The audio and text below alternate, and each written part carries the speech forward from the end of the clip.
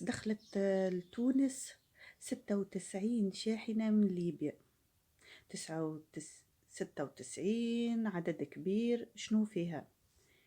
زيت، سكر، رز، المواد الأساسية المهمة اللي يستحقها الشعب التونسي. وتعرفوا أنه تونس تمر بأزمة كبيرة في المواد هذه. يرحم والديهم ويعطيهم الصحة. والنبارة اللي تنبر اللي تونس هي اللي كانت تبعث ليبيا يزينا من الكلام. نحنا نعرفوا الوضع متاع تونس ونوصل. صحيح تونس عندها برشا مزايا على ليبيا، والحمد لله ليبيا شافت بها ورجعتها لنا وحدة بوحدة. لا احنا نولوا عاملين عليهم مزايا، لا هم عاملين علينا مزايا. واحنا كتوانسة متربين، واللي يعمل معنا الباهي نعملوا له نشكروه. يرحم والديكم يا ليبيا.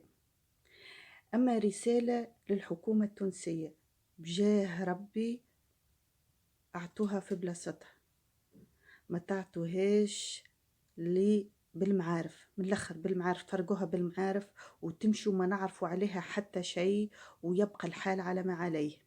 بجاه ربي فرقوها. راهي فما ناس مش يلاقي تشرب قهوتها الصباح، مش يلاقي الحليب ومش يلاقي البن.